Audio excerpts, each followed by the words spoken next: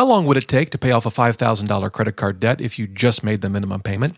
How much more would you have in retirement if you started saving at age 25 instead of 35? And why is avoiding uncertainty often a costly mistake? We'll answer these questions and more on this, the 89th episode of the DoughRoller Podcast. Welcome to the DoughRoller Podcast, where the best thing money can buy is financial freedom. We help you make more, spend less, and invest the rest. And now your host, Rob Berger. Whether you're just starting out, buried under a mountain of debt, or well on your way to financial freedom, this is the podcast to help you take your finances to the next level. Hey, everybody, this podcast is sponsored by Betterment, the most preferred automated investing service. Betterment has cutting-edge technology to optimize returns, minimize taxes, and save you time and money. Join over 34,000 customers who have already streamlined their portfolio management at betterment.com/roller. That's betterment.com/ROLLER. So today's show was actually motivated by all of you, the listeners, who have emailed me with some great personal finance and investing questions over the last weeks and months. I get a ton of email, and just kind of thinking through some of the email, even in the last few days, I've had, one person emailed me and asked me whether it was ever a good idea to use a home equity line of credit as an emergency fund. I had one mom email me about her 11-year-old who is an excellent saver, has the money in the bank, and whether they should move it into an investment account. I've had folks email me about whether using sort of cash value insurance policies that build a cash value for retirement or for saving for student for education is a good idea. I had one person email me about 770 plans. I didn't even know what a 770 plan was. Now I do. The questions have been great, but I thought to myself, maybe I should do an episode that tries to put making smart financial decisions, to try to build a framework for how to make smart financial decisions. We all confront just an endless stream of questions that we have to decide about our money. Should we pay off all our debt first and then invest? Which debts should we pay off first? How much should we spend on a home? What should our down payment be? What kind of mortgage should we get? Where should we invest our money? I mean, the questions go on and on and on, and we can't, unfortunately, we can't boil every question down to just a pat set of, 5 steps or 5 key things. But I thought, could I come up with a framework, things to think about as we're making these financial decisions that might help us get us to a sound decision. And so that's what I've done. Today's podcast is going to focus on 12 keys to making smart financial decisions. That's my goal today. I guess you'll tell me in email whether I've achieved that or not, but that's what I'm going to try to do today. Before I get to that, though, I wanted to talk about some things that I saw in the news today. Every morning when I wake up, I read the Wall Street Journal. It gets delivered to my home. That's sort of my conservative business news. And then I take a look at CNN. That's sort of my, sort of liberal perspective on the news. And that's what I pretty much do every morning when I wake up. And today on CNN, there was an article about Elizabeth Warren. She's a senator from Massachusetts. She's apparently been hitting the campaign trail on behalf of Democrats, Senate candidates who are running for office in different states. And she was in, let's see here, I guess she was in Kentucky, campaigning for Allison Grimes. I've heard of her, but I don't know anything about Allison Grimes. I do know she's the Kentucky Secretary of State. She's running against Senate Republican leader Mitch McConnell. And what caught my attention was something that Senator Warren said at this campaign stop. She said, the Kentucky race is, quote, about a man who stood up and filibustered the student loan bill. She went on to say, when you've got a choice between billionaires and students, Mitch McConnell says it's more important to protect the billionaires. Now, I understand that's just what politicians do. I don't know much about Mitch McConnell either. Of course, I know who he is, but that's about it. But I was reasonably confident that he did not say that it's more important to protect billionaires than students.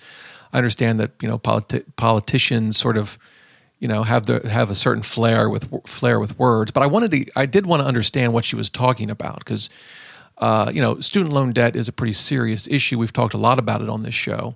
And I was aware of her bill, a bill that I thought was, I'll just be quite upfront here, I thought it was a terrible proposal, and I'm going to explain why. And I thought it should have been shot down. But I was curious about her sort of approach to this in a campaign stop, comparing students to billionaires. So I did some more research, and the actual bill she was referring to that she proposed was called the Bank on Students Emergency Loan Refinancing Act. That's a mouthful. When it got defeated last month, she was quoted in the Washington Post as saying, "We're not giving up. Homeowners are refinancing. Small businesses are refinancing. We just want young people who got an education to have their shot." Now, I knew that was just political speak as well, because if you read that at face value, it's almost to say that if you have a student loan, you cannot refinance that debt. That's not true, of course. And I'm sure that's not what she was trying to convey, although that's how I kind of read it when I saw that quote. But, for example, I had Dan Macklin on the show, podcast 66. He's from SoFi, which is a company that refinances student loan debt. So, I know student loan debt can be refinanced. I refinanced my student loans when I graduated from law school in 1992.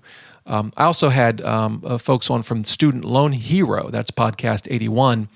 That's a free tool that helps you manage your student loan debt. One of the things that they do is help direct you in the direction, help you find places where you can refinance your student loans. So I wanted to dig into this bill a little bit more. And here is the basic bill.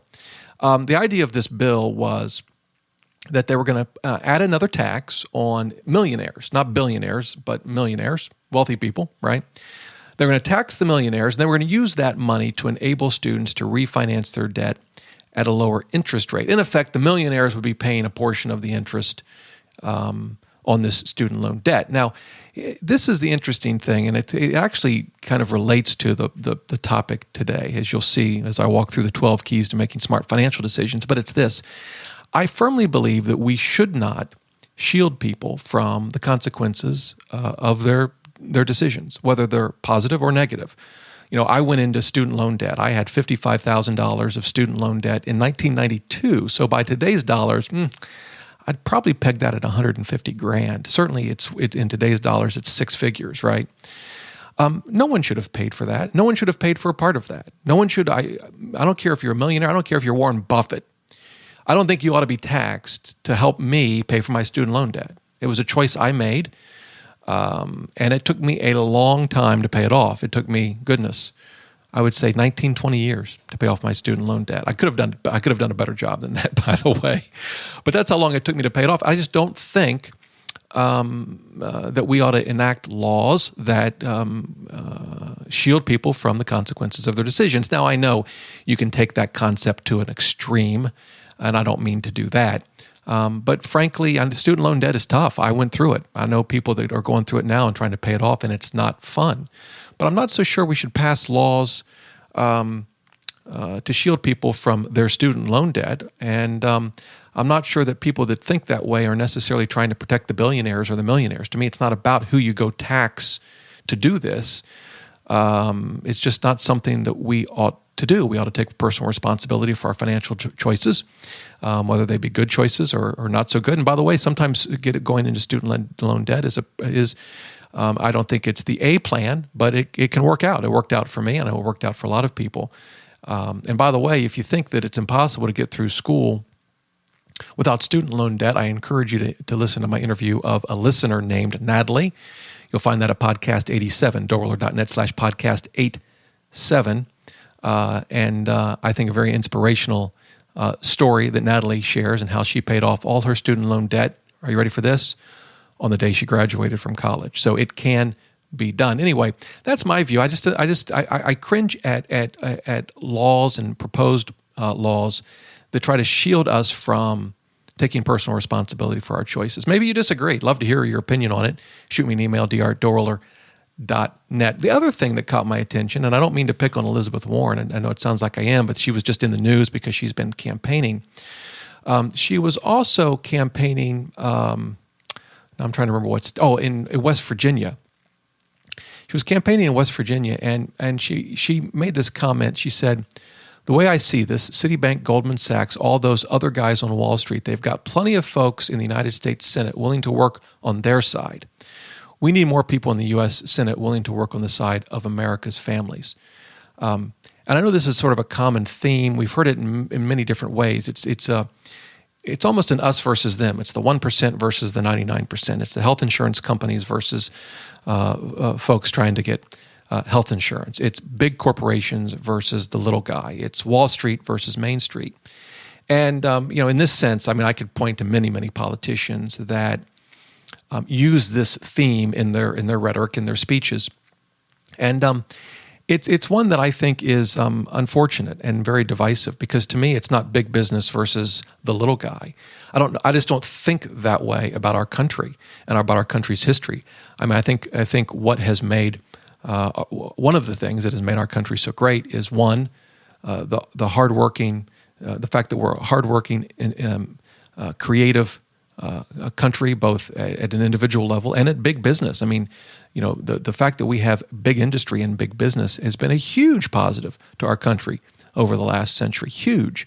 And the fact that we have hardworking people with a lot of creativity has been a huge plus for our country, and has powered our prosperity for 100 years or more.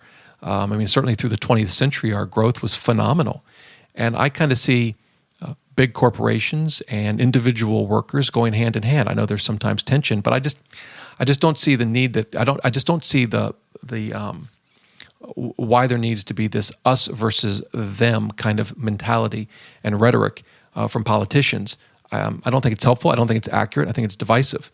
And certainly there are issues to be resolved. There always are, and there always will be issues and tensions to be resolved. But I just don't see that us versus them kind of mentality as accurate or helpful. But anyway, that's my view. It does relate to finance, and it will tie into the podcast as we work through the 12 ways, sort of the 12 keys to make smart financial decisions. But I'd love to hear your thoughts on that.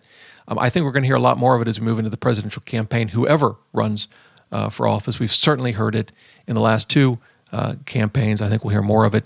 It'll be interesting to see how that plays out. Anyway, that's my view. If you have a different view, love to hear it. dr@DoughRoller.net. Okay, on to the main topic for today. We're going to run through 12 keys to making smart financial decisions. These are sort of things that I think about when I'm confronted with a decision that affects money. All right? Number one, think long term. We live in a world and a time that prizes speed and get rich quick and a very short term mentality. But as I make financial decisions, one of the things that I try to do is ask myself, well, how will this financial decision affect me a year from now, 5 years from now, 10 years from now, 20 years from now?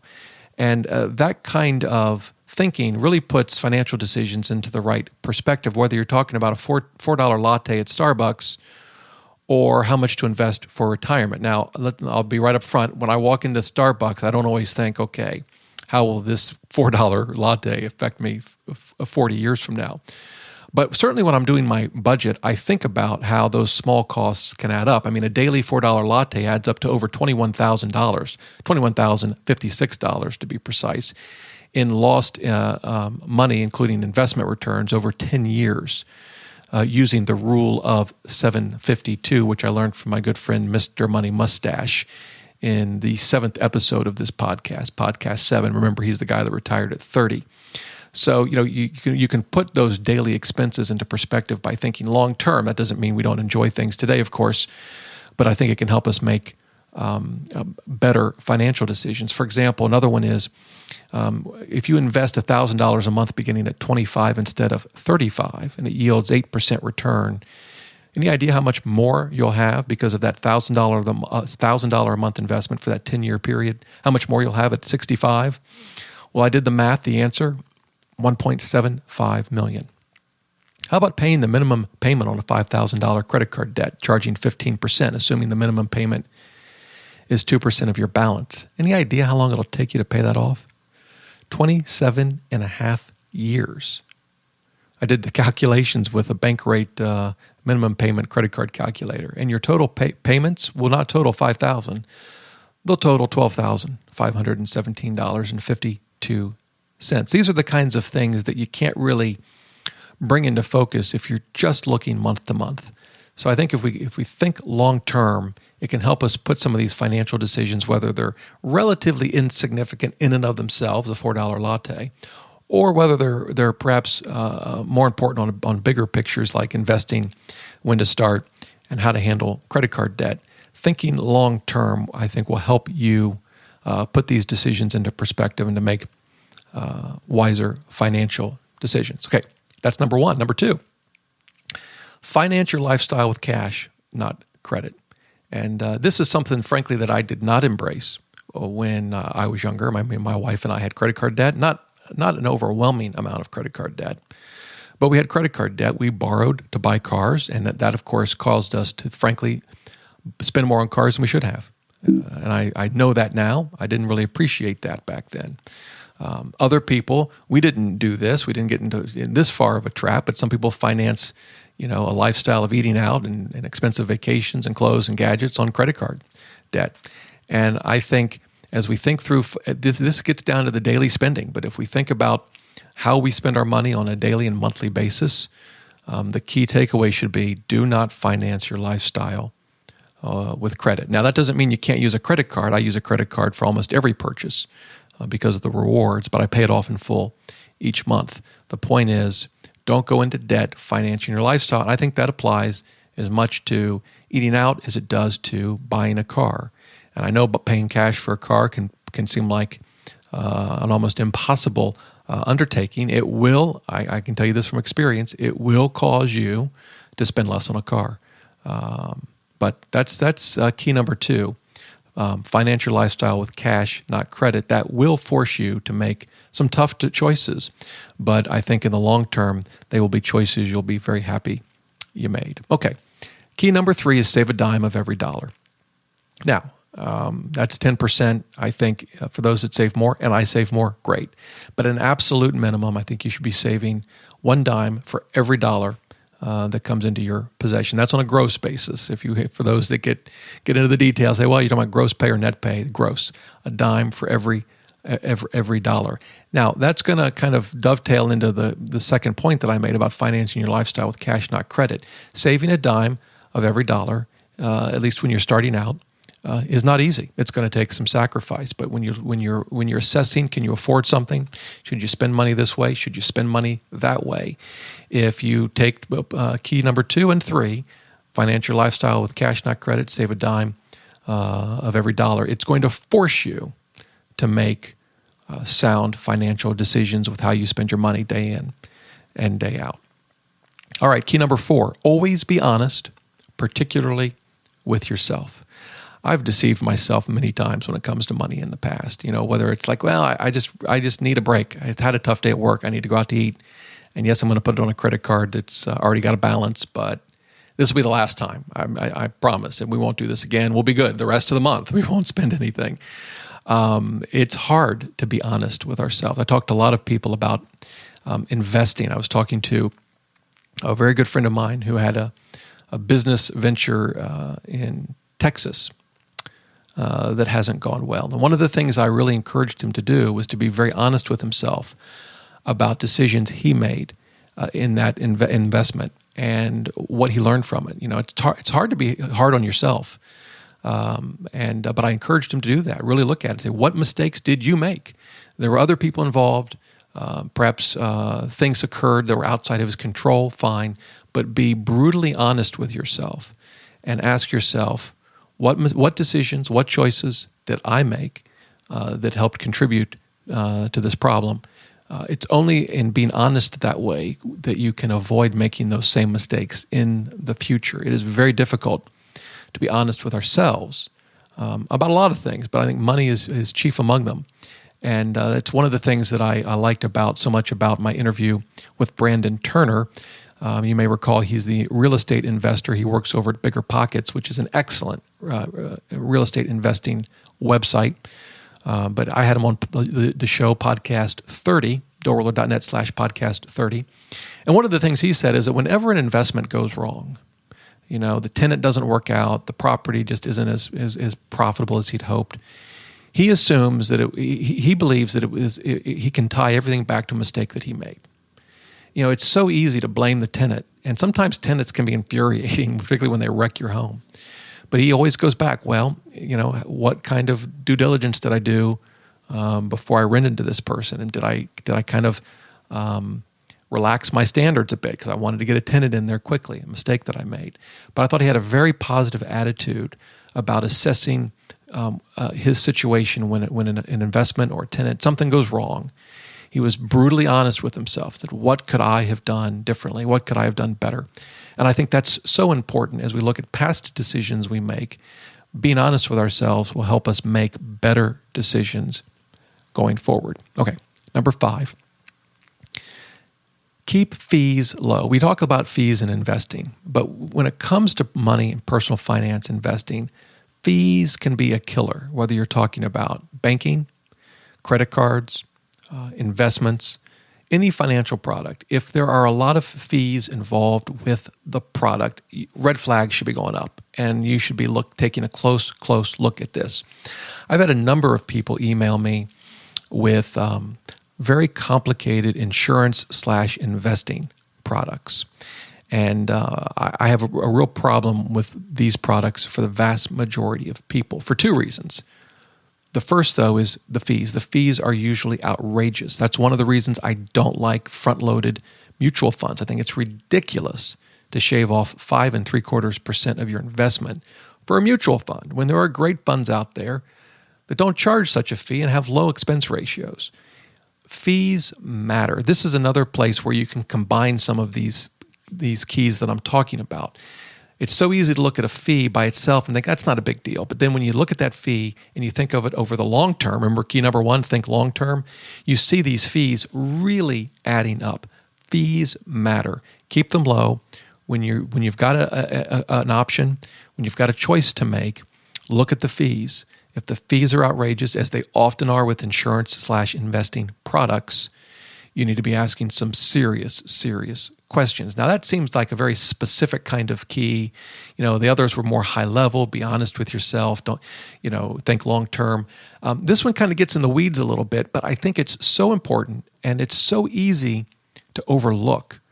So as you're making financial decisions, think about the fees that are involved. All right, the 6th key, and this relates to number 5, keep it simple. Generally, the more complex a solution, the less likely it is to be the best option. And this dovetails nicely with these investing/insurance products. Not only are their fees outrageous, they're really complicated solutions to what are usually very simple problems, like saving for retirement. I mean, it's not easy to save for retirement, but it's pretty darn simple to do, right?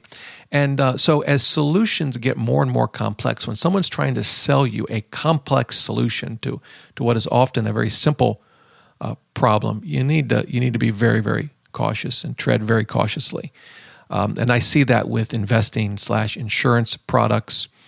I see that with very complicated financial plans that some folks find where they're being sold complex financial products to what are really pretty basic and simple issues: saving for retirement, protecting your assets with reasonable, low-cost insurance, things like that.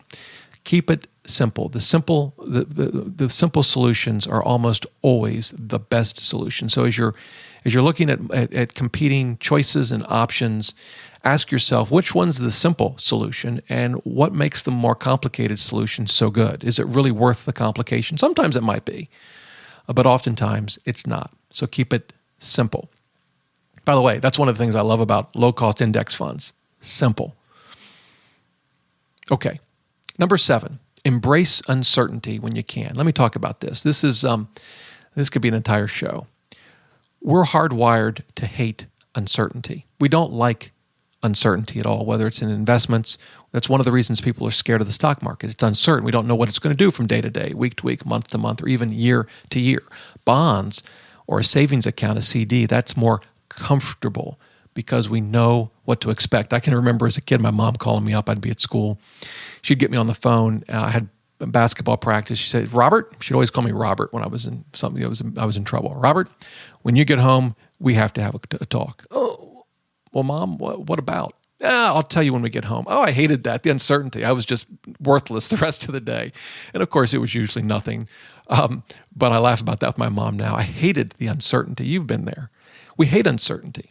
That's why annuities are a big business. We want the certainty of that sort of guaranteed stream of payments. That's why we have life insurance, because we don't know when we're going to die. And so we need to protect from that uncertainty. Now, there are times, life insurance is a perfect example, where we need to protect from uncertainty. Car insurance, we need to protect from uncertainty. But there is a big, big cost to protecting ourselves from uncertainty. Again, sometimes we have to pay that cost. I have life insurance, for example. But here's the deal. One, I have simple life insurance, right? I'm going to keep it simple. The costs are as low as the life insurance can possibly be, right? Keep fees low. And when the policy expires, it's a 20-year term. It expires in 10 years. I've had it for 10 years. Got 10 more years to go.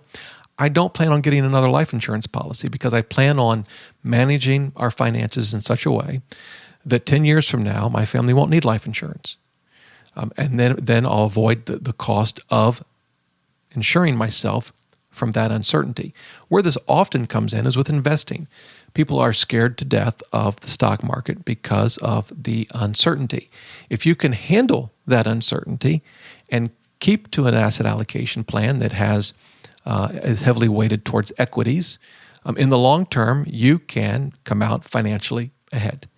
But you have to be able to withstand that uncertainty. It's one of the reasons I'm not a big fan of annuities. The way annuities work is, yes, you get the certainty of a stream of payments, but one, you have to pay for it, and two, you lose the upside, right? The insurance company gets the upside. You lose the upside. Now, I'm not suggesting from that an annuity is always a bad option. It's not. But when I'm looking at financial decisions, I ask myself, okay, how much of this choice is based on my fear of the unknown, my fear of uncertainty, and how much can I potentially profit if I am willing to accept that uncertainty, if I'm willing to brave that unknown? And again, it's always a balance. But I think so often we are so afraid of uncertainty that we spend tons of money protecting ourselves from it. Again, sometimes that's necessary, but I don't think it's always necessary. And if you can face the unknown, if you can manage your finances in a way where you can actually shoulder some of that uncertainty, whether it's tilting your investments towards equities over bonds, for example, then I think you can come out ahead in the long term. Okay, number 8, don't be greedy. I'll tell you, greed has caused so many people so much pain. Whether it's, you think you're going to beat the indexes, and so you're jumping from high-cost investment to high-cost investment, or if it's jumping into really shady investments, thinking that you're going to get rich quick. You see them touted all the time. I had a good friend try to convince me. It still is a good friend who tried to convince me to go into an investment that was just guaranteed to make 25% year in and year out. And I just knew that there's just no such investment. It doesn't work that way. And I even tried to talk him out of the investment without being too, without ruining the friendship. And it didn't work. But greed can get us into trouble. It can cause us to take shortcuts. It can cause us to make bad investment decisions.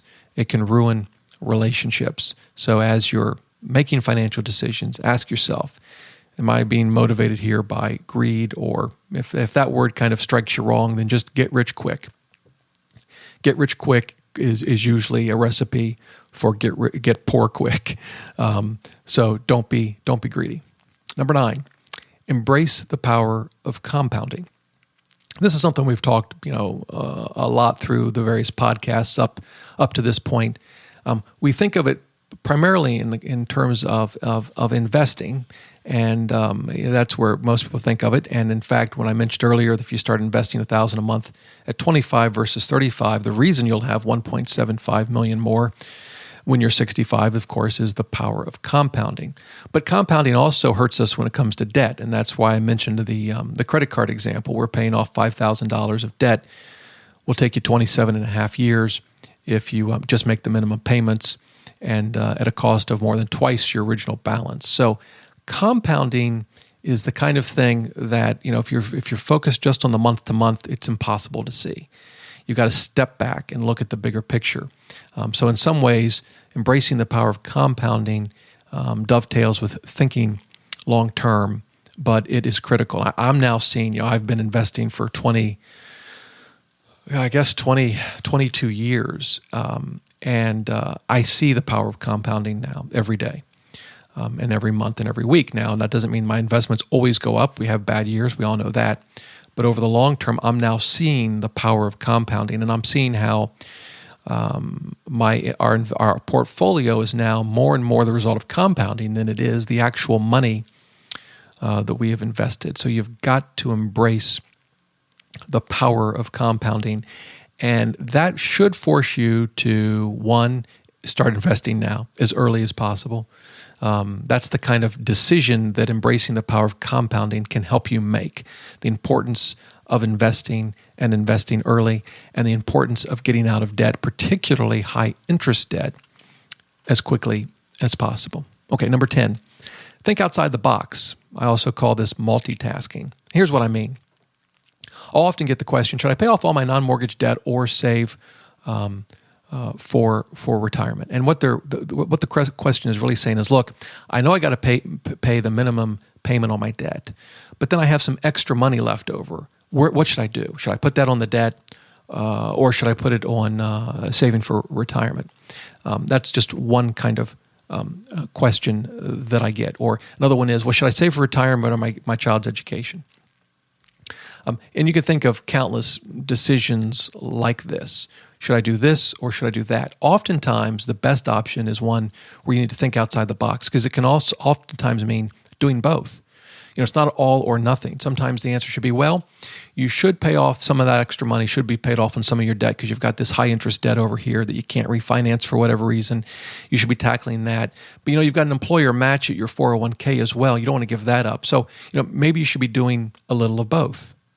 The same question can come up when people have gotten out of their non-mortgage debt and they've got extra cash at the end of the month, and they say, well, should I pay off my home or should I save the money?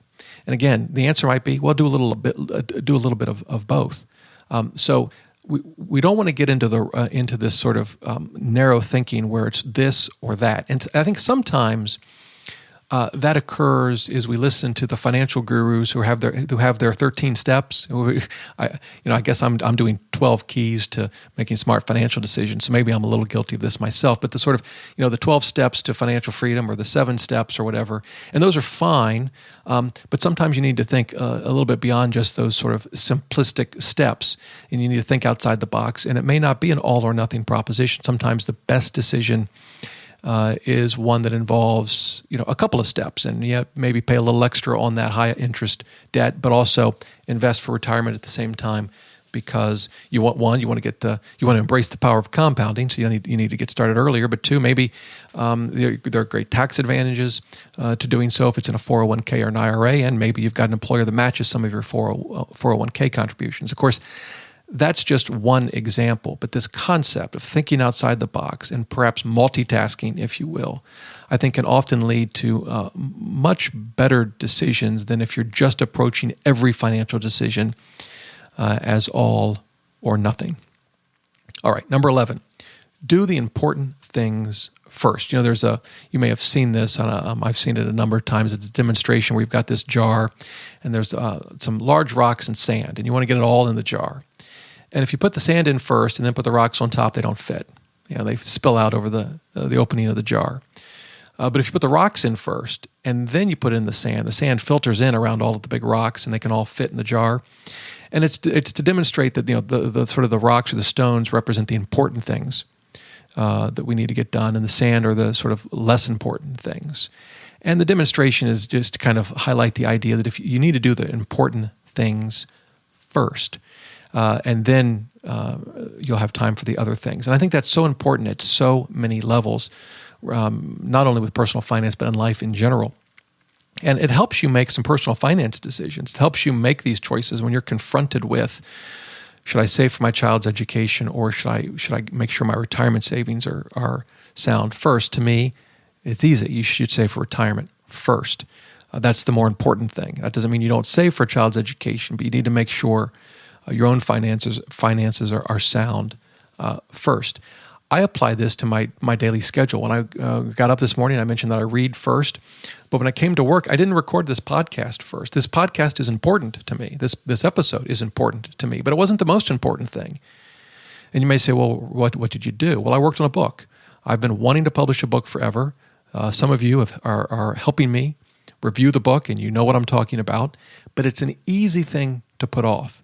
So before I recorded this podcast, I fired up my copy of Scrivener, which is a Mac app that I use for my writing, and I spent about a half hour, 45 minutes on my book first.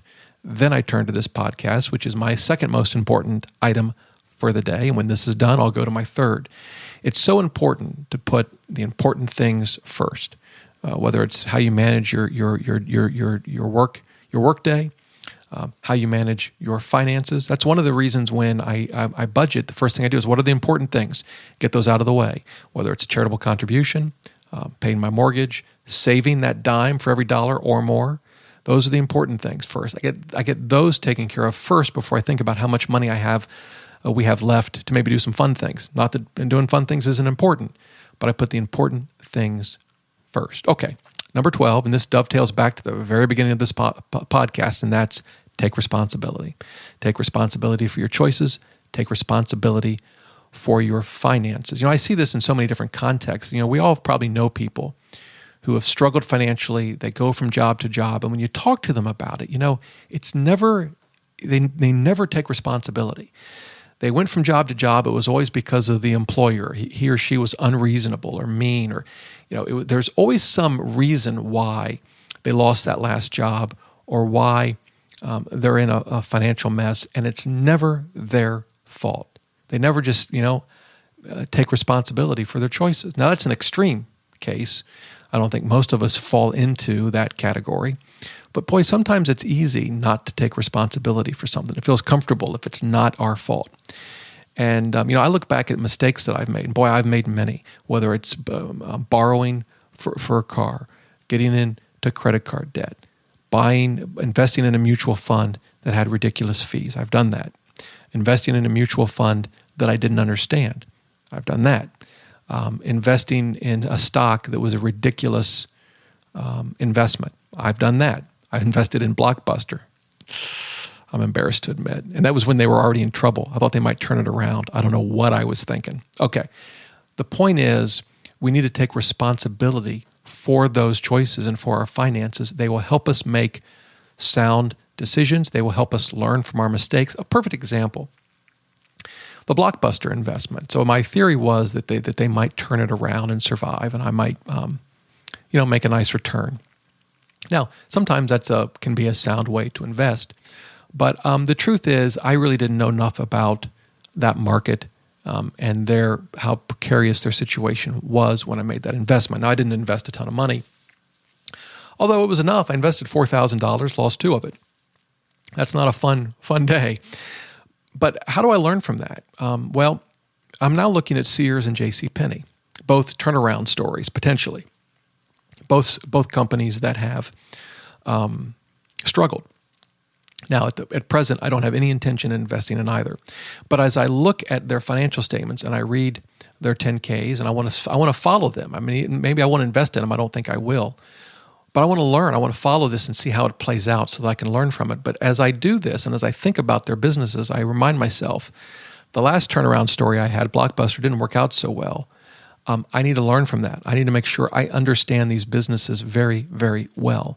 So that's just one example. But the point is, we need to take responsibility for our choices. We need to take responsibility for our finances. It'll help us make better choices. It'll help us learn from our mistakes. It'll help us learn from the good things that we do. It'll help us learn to understand what works and what doesn't. That's one of the things where this is just, maybe it's just how I was raised, but when I hear a bill in the Senate floor where they're going to tax some group of people to pay for other groups of people interest on their debt, to me, it just is absolutely the wrong thing to do. That's not to say that people aren't struggling with student loan debt. They are. I understand that. I struggled with student loan debt for years. It was painful. My wife had student loan debt. I didn't even talk about that. The $55,000, that was just me. You can tack on another 20 grand for my wife. So, we're probably, in today's dollars, goodness, that's probably approaching 200,000. I understand the pain, but I think it's critical that we take responsibility for our choices and our finances. And as you're making choices day in and day out, ask yourself, am I taking responsibility? And what can I learn from the mistakes? What can I learn from the bad things that happen to me financially and in life, whether it's related to career, investing, managing your money, whatever. So there you go. I hope this helps you. That's sort of my framework. I don't run through this every time I go into Starbucks to buy a cup of coffee. But these are sort of the principles that I use when I'm making important financial decisions. They're the kinds of things that I try to think about. Sometimes I do a better job than others, that's for sure. But these are the kinds of things that I try to think about. Generally, they steer me, I believe, and would steer most of us to a reasonable decision in what can otherwise be sometimes a complicated choice to make.